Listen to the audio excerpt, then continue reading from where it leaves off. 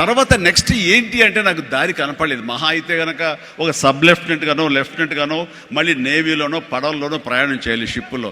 అది కాదు, something else is bothering me. ఏం చేయాలి అని అనుకుంటుండగా నాకు అనిపించింది, కాలేజీలో అనుకోకుండా ఒక డ్రామా వేశాను. ఆ డ్రామా పేరు రాజీనామా. రాజీనామాలో నాకు బెస్ట్ యాక్టర్ వచ్చేసింది. వెంటనే ఆ ఫోటోగ్రాఫ్ ప్రింట్ చేసి మా కాలేజీ మ్యాగజైన్లో వేసేసారు. అండ్ అక్కడి నుంచి ఎక్కడికి వెళ్తున్నా సరే అమ్మాయిల దగ్గర నుంచి తోటి వాళ్ళ దగ్గర నుంచి నన్ను హీరోలాగా చూస్తుంటే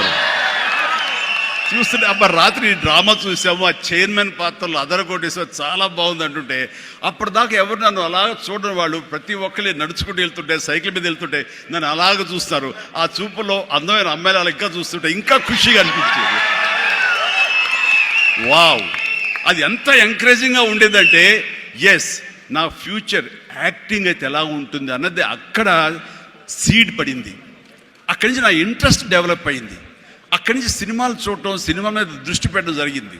డిగ్రీ అయిపోగానే ఏం చేయాలి అని నాన్నగారితో వాళ్ళతో డిస్కషన్ వచ్చినప్పుడు నేను మెడ్రాస్ వెళ్ళి సినిమా యాక్టర్ అవుతాను అనగానే నాన్నగారికి సినిమాల మీద మక్కువ ఉంది. ఎక్కడ లోకల్గా సినిమా షూటింగ్ జరుగుతుండగా ఆ ప్రొడ్యూసర్ తోటి ఉన్నప్పుడు నాన్న 1-2 వేషాల్లో చిన్న చిన్న వేషాలు, మహా అయితే సెకండ్స్ ఉంటుంది, 1 మినిట్ కూడా ఉండదేమో.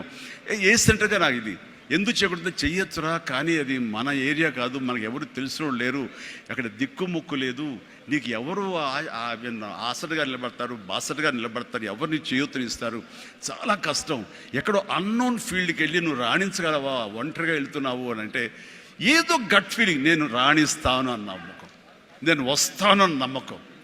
ఎందుకంటే ఏమనుకున్నా, ఏ బ్యాంక్ ఎంప్లాయీ అనుకున్నా, నాన్నగారిలాగా పోలీస్ డిపార్ట్మెంట్ అనుకున్నా, ఇంకోటి అనుకున్నా, నేవీ ఆఫీసర్ అనుకున్నా కిక్ ఇవ్వటం లేదు. అదే సినిమా యాక్టర్ అయితే యా అని అనిపించింది అని అప్పటి నుంచి సినిమా మీద దృష్టి పెట్టాలంటే నేను లింగులిటుకుంటూ వెళ్ళి 4 ఫోటోలు తీసుకుని ఆఫీసుకి వెళ్తే ఎవడో ఆదరించడు. నేను ఒక ఫిలిం ఇన్స్టిట్యూట్లో ట్రైనింగ్ అయ్యానండి, ఆమె ట్రైన్డ్ యాక్టర్ అని అంటే ఎంతో కొంత ఆదరణ ఉంటుంది. రాబో కూర్చోటి సో టీ అని ఇస్తారేమో అనే ఉద్దేశంతో నేను ఫిలిం ఇన్స్టిట్యూట్లో జాయిన్ అయితే అక్కడ నేను అయ్యాను. ట్రైనింగ్ అయిన తర్వాత అక్కడి నుంచి ఏ ఒక్క రోజు కూడా రమ్మండి, ట్రైనింగ్ పూర్తి అవ్వకుండానే నన్ను నా టాలెంట్ని చూసి ఆయా ప్రొడ్యూసర్లు అప్పటికప్పుడు నాకు వేషాలు ఇవ్వడం మొదలుపెట్టారు. మా వీడియో మీకు నచ్చినట్లయితే please like, share and subscribe.